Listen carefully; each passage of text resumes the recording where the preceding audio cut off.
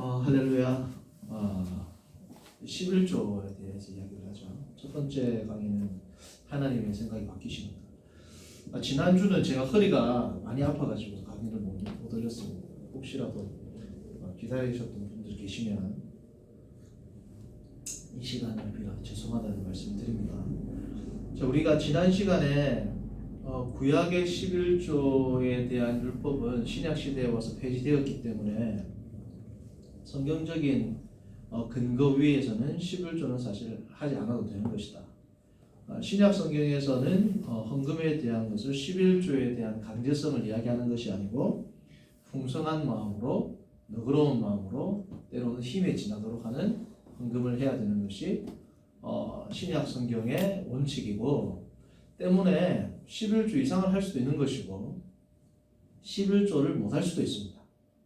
예를 들면 그 달에 너무 경제적으로 힘들어. 그러면 11조를 못 할 수도 있죠. 그게 이제 신약 성경에서의 가르침입니다. 11조를 안 하고 뭐 예를 들면 수입이 200만 원인데 20만 원이 안 하고 10만 원밖에 하지 못할 수도 있고 뭐 8만 원 할 수도 있고, 그런 것들은 성경에 어떤 퍼센테이지를 규정하고 있지 않습니다. 그것 자체가 강제성이 되거든요.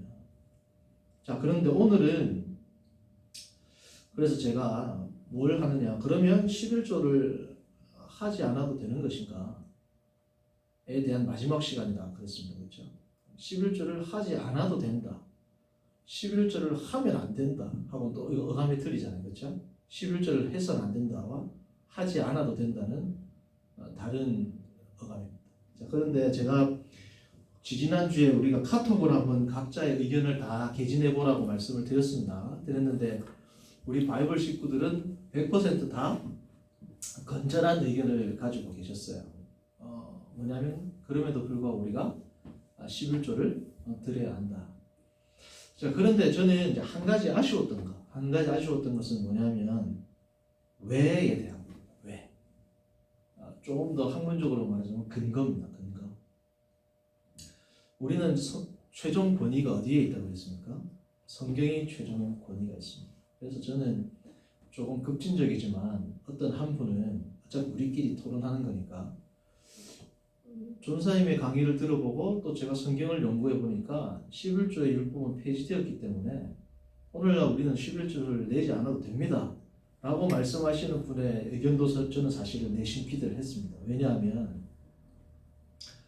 제가 이 강의를 할 때 초질관 강조했던 게 뭐예요? 교리도 조직신앙 뭐 어떤 교리라 할지라도 뭐 밑에 있다? 성경 밑에 있습니다. 성경 위에 있는 건 없어요. 자, 성경과 동일한 권위를 주장하는 게 어디냐면 가톨릭입니다. 성경과 동일한 권위를 어디다 부여하느냐? 전통에 부여합니다. 전통. 그리고 교회에 부여합니다. 그리고 트렌트 공의회로부터 이제 그러한 흐름이 있었다고 제가 강의에 말씀드렸고, 제가 필독서로 들었던 헤르만 바빙크 개혁교회학 1권에도 자세히 나와 있습니다. 어쨌든 트렌트 공의회 이후로 이제 그런 것들이 점점 더 강화되고 제1차, 2차 바티칸 공의회에서 그걸 한 번 더 이제 확언을 했는데, 교회와 전통은 성경과 동등한 권위다 라고 주장하는데 그 안에 내용을 들여다보면 결국은 성경 권위보다 위에 있어요. 결국은 그래 돼 있어요. 메커니즘이. 그렇기 때문에 그들은 교회의 전통이 때로는 성경보다 더 위에 있기 때문에 그게 뭐가 돼요? 성도들에게 강제성이 될 수 있는 겁니다. 우리 바이블 식구들이 올렸던 내용들은 다 건전한 의견이긴 한데 제가 한 가지 아쉬운 건 뭐냐면 그 근거가 교회의 덕이라든지 교회의 권위에 순종해야 된다라는 논거가 대부분이었어요. 그러면 이게 정말 개혁주의적인 근거가 되는가? 우리의 최종 근거는 뭐예요? 교회의 권위가 아니고 성경입니다. 성경. 교회의 권위에 순종해야 되기 때문에 성경에서는 하지 않아도 되는 것을 해야 된다라는 그러한 방식으로 나간다면 우리가 가톨릭과 다를 바가 없는 거죠. 그렇죠? 자, 그러면 11조를 저는 드려야 된다고 생각합니다라고 이야기를 만약에 하려면은 성경적인 근거를 갖고 와야 돼요. 그렇죠? 맞습니까? 11조를 저는 그래도 성도로서 오늘날 신약교회 성도임에도 불구하고 저는 11조를 드리는 것이 마땅하고 11조를 드리는 것이 더 맞다고 생각합니다라고 주장을 하려면 본인이 생각할 때 좋은 것, 은혜로운 것보다 더 근본적인 건 뭐예요? 성경적인 근거가 있어야 됩니다. 그러니까 지난주에는 제가 계속해서 신학적으로 성경적으로 11조에 대한 율법은 폐지됐다. 그런데 어떻게 그러면 11조에 대한 정당성을 우리가 확보할 수 있겠는가에 대한 강의를 오늘 하는 겁니다. 그에 대한 것도 교회의 권위, 어떤 은혜로움보다 더 중요한 건 뭐야?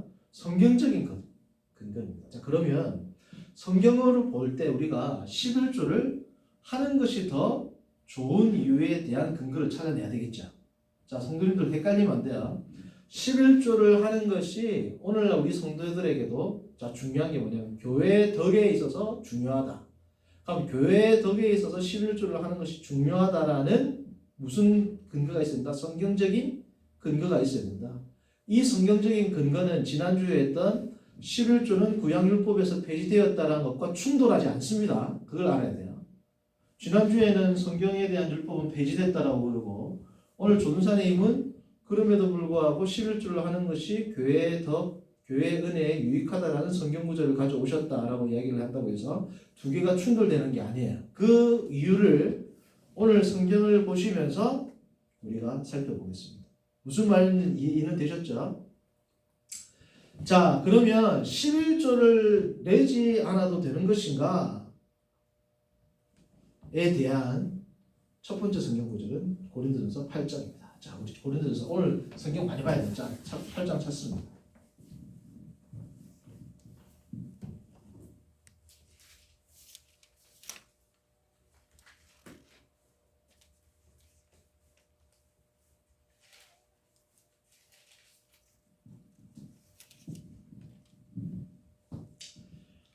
팔 8장 1절부터 볼게요. 찾으셨죠? 사모님. 자, 우상의 제물에 대하여는 우리가 다 지식이 있는 줄을 아나. 지식은 어떻게 하고? 교만하게 하며 사랑은 어떻게 한다? 덕을 세운다. 자, 성도님들 보시면 이제 이 컨텍스트를 이제 이 상황을 알려드리겠습니다. 과거에 우상의 제물은 대부분 예를 들어서 고기 같은 경우에는 시장에 내놓을 때 어디를 거쳐서 내놓습니까? 특히 이 고린도 지역이라든지 아테네 지역 같은 경우 신전이 있잖아요. 신전하고 시장이 그 근처에 붙어 있거든요. 신전에 들여졌던 재물이 시중에 나옵니다. 시중에 우리가 예를 들어서 정육점에서 고기를 사 먹기 전에 이건 다 어디에 바쳐졌다? 신전에 바쳐졌다는 말이죠. 그래서 우상의 재물, 우상에게 바쳐진 재물, 헬라어로 말하면 에이돌로티온입니다. 에이돌로티온. 아이돌하면 우상이거든요. 아이돌. 네. 그래, 에이돌로티온.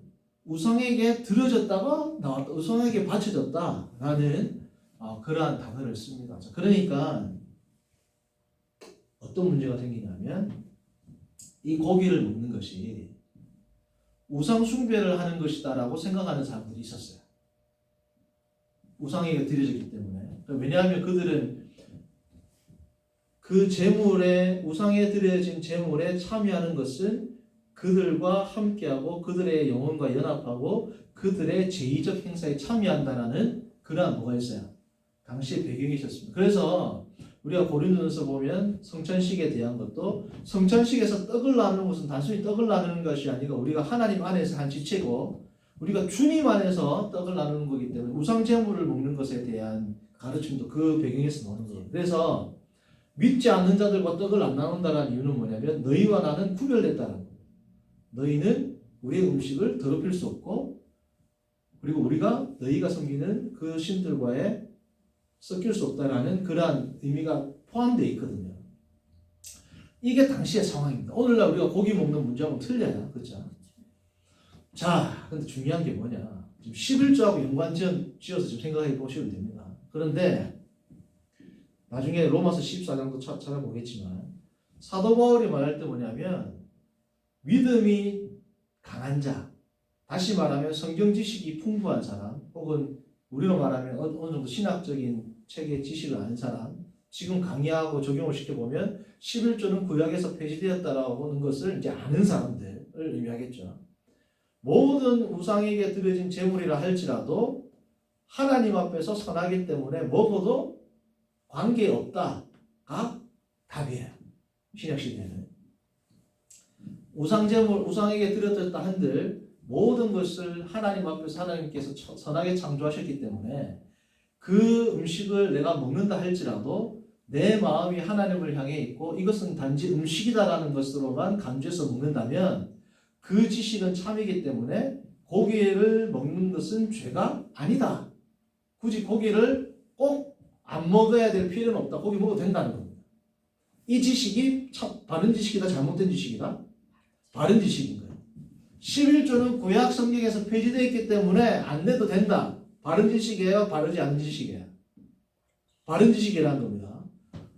우상에게 드려진 제물을 먹어도 된다. 이게 뭐라고? 바른 지식인 겁니다. 자, 이 지금 배경이에요. 이 배경. 제가 이 구절을 가져온 이유를 아시겠죠? 자, 그런데 8장 1절을 보시면 우상의 제물에 대하여는 우리가 다 지식이 있는 줄을 알라. 지식은 교만하게 하며 사랑은 덕을 세운다. 이 말은 뭐냐? 네가 우상에 있는 제물은 먹을 수 있다라고 생각하는 이 지식에만 네가 심취하게 되면 어떻게 해? 교만하게 된다는 거야.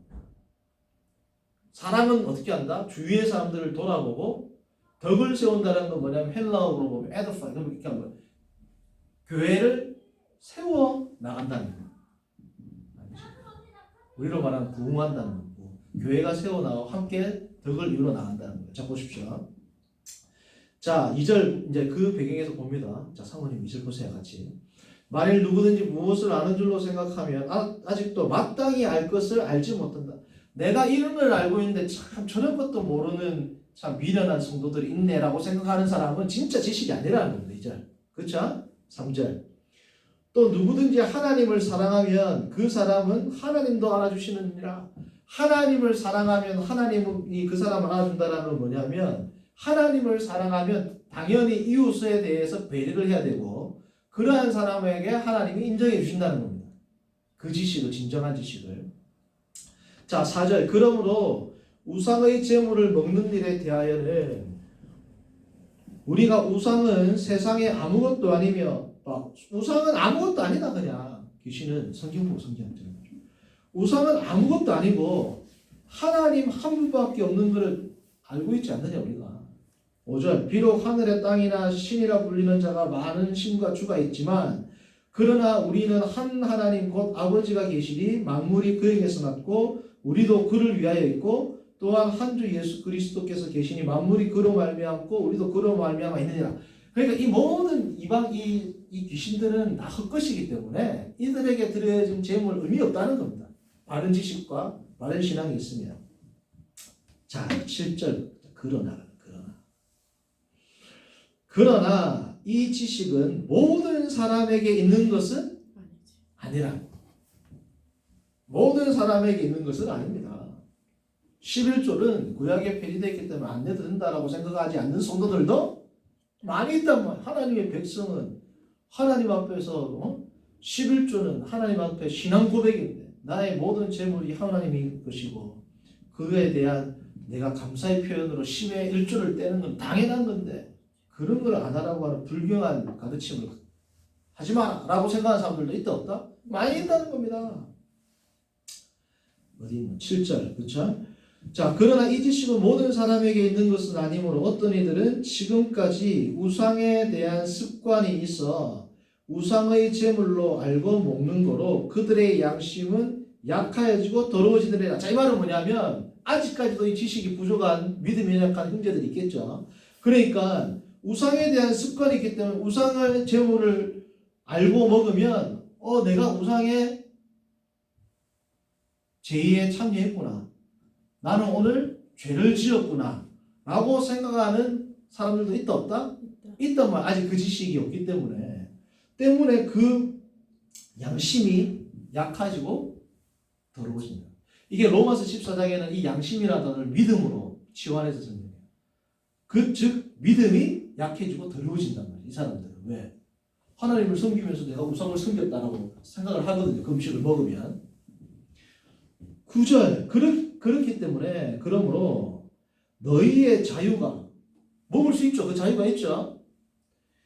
믿음이 약한 자들에게 걸려 넘어지게 하는 것, 실족하게 하는 것, 믿음에서 떠나게 하는 것이 되지 않도록 어떻게 해라? 조심해야 되는 것. 11조에 대한 의미도 이렇게 생각을 하셔야 돼요. 10절 지식이 있는 내가 우상의 집에 앉아 먹는 것을 누구든지 보면 여기서 말하는 누구든지는 믿음이 약한 형제들을 이야기하는 겁니다. 그 어떤 형제든지 믿음이 약한 그 형제들이 보면 믿음이 약한 자들의 양심이 담력을 얻어 우상의 제물을 우상 숭배해도 되는 거네? 하나님을 믿으면서도 우상 숭배를 해도 되는 거네라고 생각하는 겁니다. 왜? 음식을 먹는 것은 우상에 드려진 음식을 먹는 것은 우상을 섬기는 것이다라고 이퀄로 생각하는 사람들이 여전히 있다 없다? 있기 때문에 그렇게 11조를 하나님 앞에서 헌금 안 해도 되네 이렇게 생각하는 사람이 나온단 말이지. 11절 그러면 내 지식으로 그래서 8장 1절에 지식은 교만하고야 한다는 거야. 이 지식보다 더 중요한 게 뭐냐면 이 지식을 사랑으로 잘 스며들게 하는 게 중요하다는 거예요. 11절 그러면 내 지식으로 그 믿음이 약한 자가 멸망하게 되는 거 아닙니까? 이 아주 무서운 단어를 썼죠. 우상 숭배하는 자는 어떻게 돼? 멸망하고 지옥 가는 거니까. 너의 음식으로 말미암아 믿음이 약한 자가 이렇게 멸망하게 된다. 그리스도께서 위하여 죽은 형제를 네가 이렇게 멸망케 하지 마라. 음식 먹는 문제가 사소한 문제가 아니라는 거. 믿음의 이 식구들 앞에서는. 12절 이같이 너희가 형제에게 죄를 지어 음식을 먹는 것은 죄가 아닌데 이 음식을 먹는 것을 통해서 형제가 실족하게 되면 그게 죄가 된다는 거예요. 그죠? 형제에게 죄를 지어 그 약한 양심을 상하게 하는 것이 곧 그리스도에게서 죄를 짓는 거다. 자, 성경님 보세요. 음식을 먹는 거는 죄가 아니에요. 그 자체는. 왜? 이제 우상에 대한 아까 의미를 설명했죠. 하나님을 딱 믿고 이건 음식이라고 생각하고 먹는 것 자체는 죄가 아닙니다. 근데 이걸 통해서 형제가 실족하고 형제가 죄짓게 한다면 이게 나는 죄가 아닌 이 행위가 죄가 될 수 있다는 거예요. 뭐 때문에? 교회의 덕을 해치고 형제를 실족하게 하기 때문에. 그러니까 성경적으로 옳고 그름보다 더 이제 깊은 의미가 우리의 삶 가운데 있는 겁니다. 13절. 그래서 바울의 위대한 고백이 나오죠. 그러므로 만일 음식이 내 형제를 실족하게 한다면 나는 영원히 뭘 안 먹는다? 고기를 먹지 아니하여 내 형제를 어떻게 한다? 실족하지 않게 하리라. 자, 고린도전서 8장을 봤습니다. 자, 여기서 강조점은 뭐냐면 고기를 먹지 않는 것이 좋다. 이렇게 된 거예요. 그렇죠? 결론은 그겁니다. 사도 바울이 딱 이야기합니다. 난 영원히 안 먹겠다. 우리로 말하면 11조를 내는 것이 좋다 이렇게 나오는 겁니다. 그 근거는 단순히 교회의 권위에 순종한다 이런 의미보다는 지금 나왔던 이 성경적인 뭐예요? 이 원리가 이 원리에 입각해서 하는 겁니다. 그렇죠? 자, 그런데 왜 제가 세 구절을 가지고 오냐면 다 이 지금 고기 음식 문제하고 관련된 거거든요. 왜 세 구절이나 가져오냐면 이 똑같은 이 가르침인데 로마 교회가 있고 고린도 교회가 있죠. 그리고 대상이 로마 교회가 있고 고린도 교회가 있고 그리고 고린도서 10장은 불신자하고의 관계입니다. 자, 고린도서 8장은 누구와의 관계야? 믿음이 약한 자와 믿음이 강한 자. 로마서 14장도 믿음이 약한 자와 믿음이 강한 자. 교회가 틀려 거기는. 그런데 고린도서 10장은 같은 교회인데 믿음이 약한 자와 믿음이 강한 자가 아니고 믿음이 강한 성도와 누구? 불신자인 겁니다. 자, 제가 왜 그래서 이 세 개를 가져왔냐면 11조에 대한 이 의견 가르침도 지금 고기에 대한 음식에 대한 가르침이죠. 사도 바울이 교회마다 조금 틀려요. 주는 게. 그리고 대상에 따라서 조금 틀립니다. 왜 그럴까요? 이거는 원래는 고기를 먹어도 되는 건데 어떻게 교회의 덕을 세우고 어떻게 불신자와 우리가 관계를 하느냐 또 교회마다 어떤 상황에 있느냐에 따라서 조금씩 그 방향성이 전체적인 큰 틀은 같지만 어떻게 적용하고 어떻게 교회에다가 이 가르침을 스며들어 가지고 이것을 시행하는 것인지에 대해서는 조금씩 차별이 있을 수 차이가 있단 말이에요. 그래서 내가 세 개를 가져온 겁니다. 그래서 지금 고린도서 8장에서는 결론이 뭐냐? 안 오는 게 좋더라. 형제가 실족하게 되니까. 이게 결론이에요. 그렇죠? 10장 뭐야? 10장. 고린도서 10장.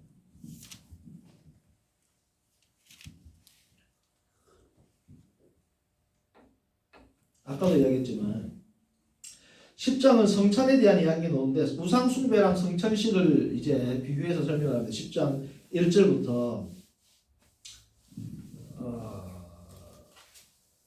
22절까지 우상 숭배하지 말라는 거예요. 우상 숭배. 우상 숭배가 먹는 거하고 관계가 있다는 겁니다. 결국은. 자, 그리고 나서 23절에 또 먹는 것하고 이제 신앙에 대한 문제가 나옵니다. 고린도서 8장 같이. 자, 모든 것이 가하나 모든 것이 가하다. 이게 고린도 교인들이 가지고 있는 그들의 표어에서 표어. 이거는 교회 안 다닐 때 고린도인들 엄청 악하잖아요. 그러니까 모든 우리 다 할 수 있다. 당시의 철학적인 경향으로 뭐 죄를 짓든 뭐 엉망진창으로 살아도 된다. 왜? 육체는 그 영지주의 혹은 그 다음에 당시의 영지주의 이단 가연설 그리고 또 철학 그 뭐야 저기 에피쿠로스 학파와 스토아 학파 이런 철학으로 인해서 육체와 관계없이 영혼은 정결하게 유지할 수 있다라는 그들의 철학이라든지 신학적 입장이 있었기 때문에 어떤 더럽고 추악한 일을 해도 내 영은 거룩하게 보존할 수 있기 때문에 무엇이든지 할 수 있다라는 그들의 표어가 있었어요. 그 표어를 지금 여기에 갖고 온 겁니다. 바울이. 우리가 그리스도 안에서도 뭐가 주어져요? 그리스도 안에는 제가 지난주에도 얘기했지만 양심의 자유가 아주 중요한 가치라 그랬습니다. 예수님 안에서 우리가 모든 것을 할 수 있는 죄 빼고 죄가 아닌 한에서 죄를 해라는 뜻이 아니고 모든 것을 할 수 있다라는 이 지평이 열렸어요, 안 열렸어요? 여기서 모든 것은 무슨 뜻이냐? 구약에서는 모든 것이 억압이 됐죠. 해라 하지 마라라는 규제가 있으니 이게 규제가 다 풀렸죠. 여기서 말하는 모든 것이란 그런 의미입니다.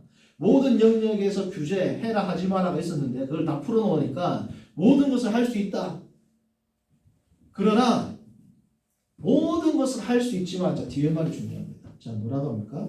모든 것이 유익한 건 아니다. 모든 것이 가하나 아까 고린도서 8장에 나온 것처럼 모든 것이 덕을 세우는 것이 아니다.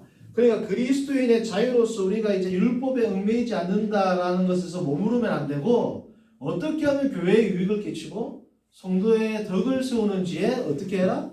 포커스를 맞추라는 거예요. 자, 그러므로 24절 누구든지 자기의 유익을 구하지 말고 남의 유익을 구하라. 무릇 시장에 파는 것은 자 보세요. 25절 무릇 시장에 파는 것은 양심을 위하여 묵지 말고 먹어라. 그러니까 네 양심에 거리낌이 없으면 먹으라는 거야. 먹어도 된다 이야기했죠. 25절 26절 이는 땅과 거기 충만한 것이 다 누구 것이다? 주님이 창조한 건데 뭐 더러운 게 어디 있냐 그죠? 우상에 숭배한다 한들 그건 그냥 고기 덩어리니까 먹으라는 거야. 그런데 27절 불신자 중 누가 너희를 청할 때에 너희가 가고자 하거든 너희 앞에 차려놓은 것은 무엇이든지 양심을 위하여 묻지 말고 뭐라고? 먹어라. 자 보십시오. 27절에도 심지어 불신자가 초청했어요. 그리고 쫙 하면 네 양심에 거리낌이 없으면 어떻게? 다 먹어도 된다. 그런데 중요한 게 28절 누가 너희에게 불신자 중에서 청했어요. 불신자 중에서. 예를 들면 제가 불신자예요. 청했어요. 누가 여기서 28절 누가는 이 불신자 중에 청한 사람 중에 누구든지 이 뜻입니다. 너희에게 이것이 재물이라 말하거든 알게 한 자와 그 양심을 위하여 뭐라고? 먹지 말라. 여기서 이것은 재물이다 할 때 이 재물은 고린도서 8장 1절에는 우상에게 드리는 재물하고 다른 단어입니다. 똑같이 우상에게 드려졌지만 여기는 성전이라는 말은 히에론이라는 말이 붙어가지고 아주 성스럽게 신에게 드려졌다 이런 뜻이에요. 이 사람 불신자니까.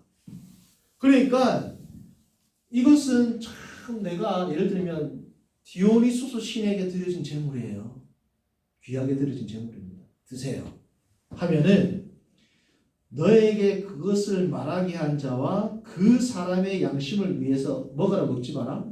먹지 마라. 그 사람의 양심을 위해서 먹지 마라는 거예요. 이 사람은 지금 이 고기가 신에게 제사를 드린 아주 귀한 신에게 드려졌다라는 아주 종교적인 의미를 가지고 있는 제물이라고 생각을 한단 말이에요. 이 사람은.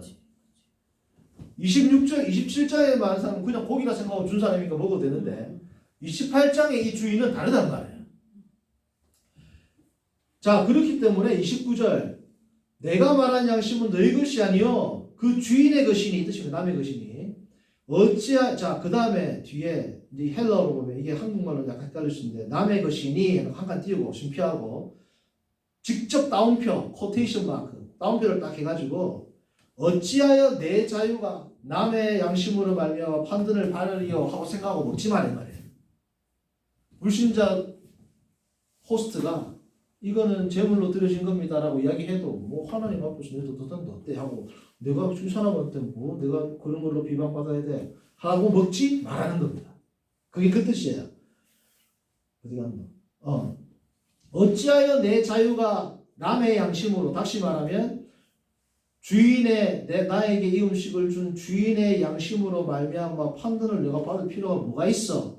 라고 하면서 먹어서는 안 된다는 겁니다. 30절. 만일 내가 감사함으로 참여하면 어찌하여 내가 감사하는 것을 내가 비방을 받을 필요가 있나 하면서 먹지 말라는 그렇게 정당하지만 그렇게 정당하다고 생각하고 먹어서는 안 된다는 거야. 그 이유가 뭐냐? 성경에 써놨죠. 31절. 그러므로 내가 사도 바울이 정리를 하는 겁니다. 자 보세요. 고기 먹어도 된다. 네가 초청받아가지고 누가 주면은 그것도 먹어도 된다. 근데 그 사람이 이거 제물로 드린 겁니다라는 것을 알고 주는 거는 먹으면 안 된다. 왜? 네 자유가 있지만 그 사람 양심 때문에 안 된다. 불신자를 할지라도. 왜요? 이 사람은 언제든지 하나님 앞에서의 전도의 대상자고 하나님의 백성이 될 가능성이 있는 사람이니까 그 사람이 더 뒤에 이제 설명할게요. 어쨌든 그 사람의 양심을 위해서는 먹어서는 안 된다는 겁니다. 자, 그래서 31절 그러므로 사도 바울이 그러므로 내가 정리해 줄게. 너희가 먹든지 마시든지 무엇을 하든지 다 하나님의 영광을 위해서 해야 되는 겁니다. 여러분, 저를 봅니다. 고기가 지금부터 2000년 전에 귀했겠어요? 안 귀했겠어요? 되게 귀하답니다. 우리가 생각하는 교복이 우리 50년, 60년 전만 해도 귀했잖아요. 이거를 대접받았는데도 나의 자유를 어떻게? 절제라. 먹고 싶어도 먹지 말아라. 왜? 하나님의 영광을 위해서 절제라는 거예요. 32절 유대인에게나 헬라인에게나 하나님의 교회나 거치는 자가 되지 말고 나와 같이 모든 일에 모든 사람을 기쁘게 하여 자신을 유익을 구하지 아니하고 만사의 유익을 구하여 어떻게 해라? 구원받게 해라. 왜? 잠재적인 그 사람이 성도가 될 수 있는 것이고 그 사람이 그렇게 이야기했는데 내가 고기를 먹으면 교회를 다니면서 우상숭배해도 되네라고 벌써 처음부터 생각할 겁니다. 그리고 이 사람이 교회를 다닌다고 했지만은 실제적으로 귀한 음식 그때는 쉽게 말하면 달콤한 유혹이죠. 유혹으로 넘어가는 거 보니까 아무것도 아니네 신앙이란 게. 라고 그들에게 기독교의 참된 가치를 전도하거나 선교하는 데 어떻게? 저해가 되기 때문에 음식을 먹는 것 자체는 선한 것이고 먹어야 되는 거예요. 먹어도 되는 겁니다. 그러나 하지만 11조는 안 해도 되는 거지만 교회의 상황에서 믿음이 연약한 자들로 인해서 예를 들어서 장로님인데 11조 안 했어. 성도님이 장로는 11조도 안 해. 실족할까 안 할까요? 그렇기 때문에 11조는 하지 않아도 되지만 해야 된다는 겁니다. 그 성도들 때문에 한다는 거예요. 그 성도들 때문에. 이해되셨죠? 로마서 14장입니다. 마지막. 이거는 또 다른 로마서 14장은 조금 강조점이 조금 틀려요. 조금.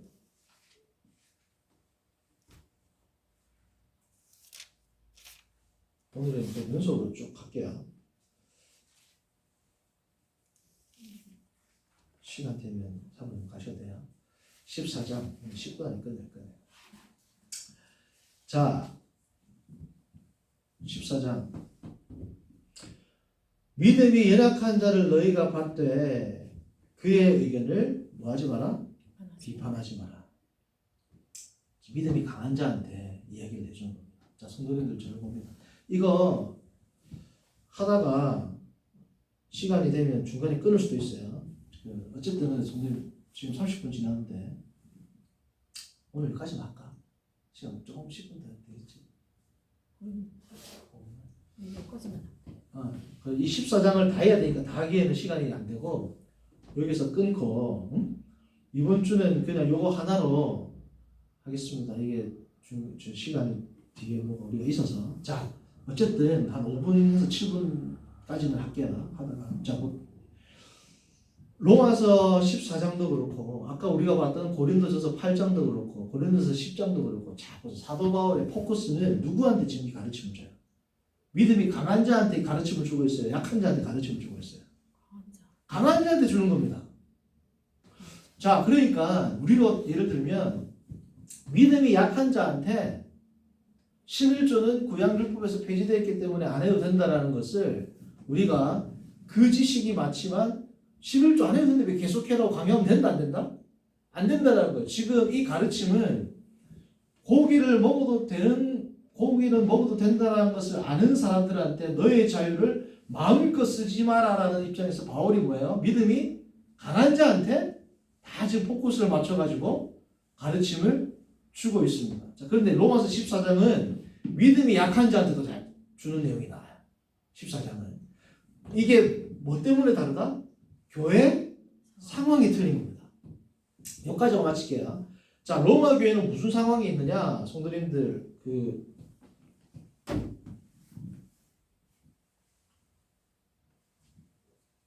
로마 교회는 아마도 사도행전 2장에 보면 디아스포라 유대인들이 오순절날 하나님의 성령을 받죠. 그래가지고 AD 33년입니다. 33년 그렇죠. AD 33년에 그들이 이제 오순절날 성령 강림을 받고 나서 로마로 돌아가서 아마도 로마 교회를 세웠을 겁니다. 세웠는데 한 15년 정도 지나가지고 한 두 차례에 걸쳐가지고 이제 수에토니우스의 글을 보면 사도행전 18장 2절 보면 브리스길라와 아굴라가 로마 본도 사람인데 로마에서 쫓겨나가지고 이 고린도로 내려왔다는 내용이 나오잖아요. 사도행전 18장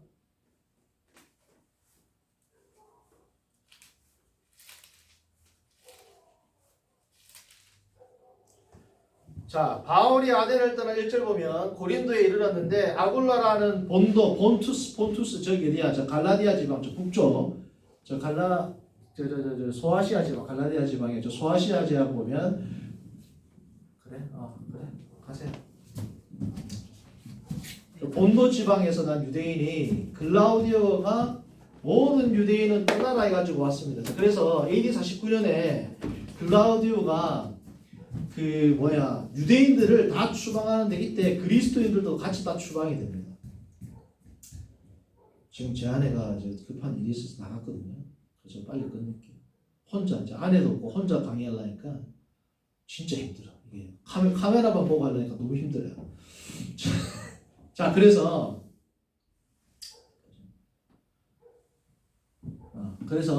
지금 사도 바울이 로마서를 쓸 때가 AD 56년에서 57년 정도로 보거든요. 3차 전도 여행 끝날 때쯤 돼가지고 사도 바울이 사도행전 20장 보면은 그 헬라 지역에서 3개월간 머물렀다 나오는데 거기에 아마 고린도일 가능성이 많습니다. 그 고린도에서 3개월간 머물면서 쓴 게 뭐냐면 로마서거든요.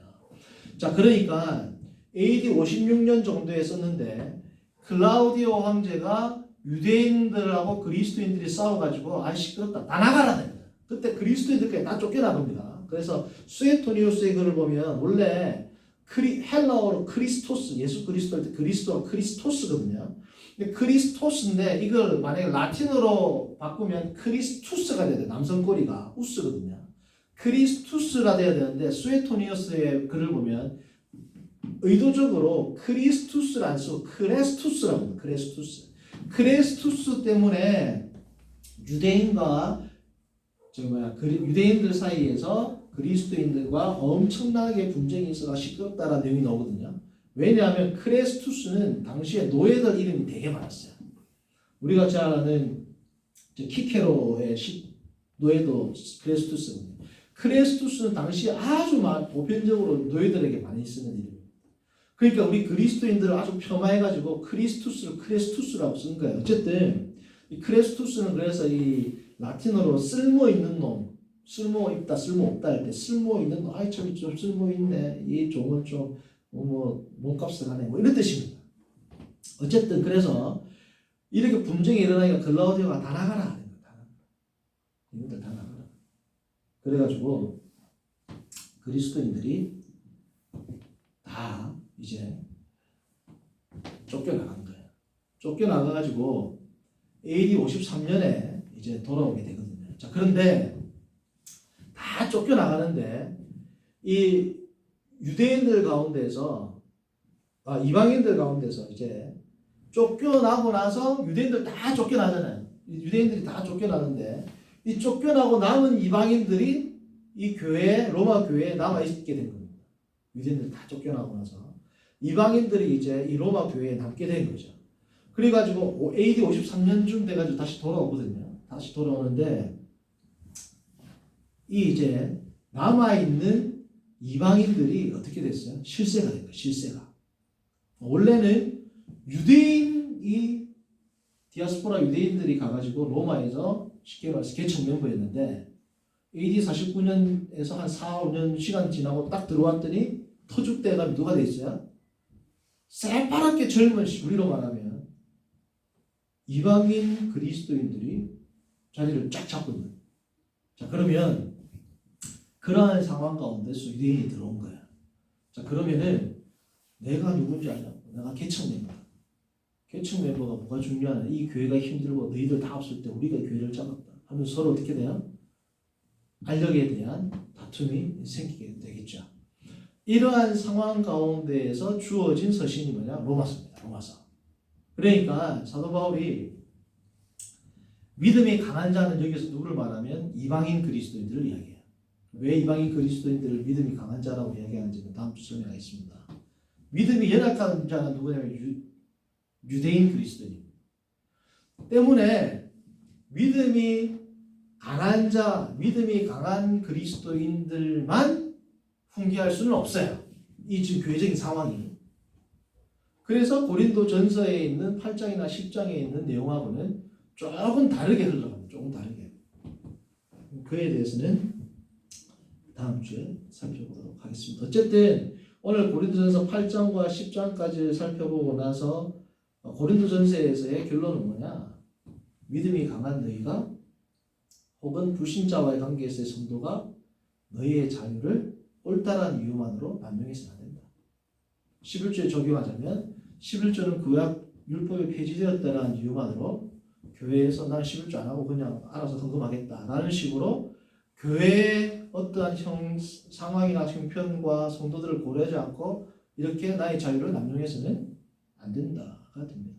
여기까지 소결론이고 다음 주 로마서까지 보고 한 번 더 결론을 짓고 예를 들면 아들이 개척교회 목사님인데 예를 들은 거예요. 아들이 개척교회 목사님인데 11조를 그쪽 교회에다가 해도 되겠습니까? 와 같은 이러한 여러 가지 사례들이 있겠죠. 그런 사례들에 대해서는 우리가 어떻게 생각해야 되는지에 대해서 생각을 하고 11조에 대한 내용을 마치도록 하겠습니다. 예, 수고하셨습니다. 녹화도 제가 꺼야 돼요.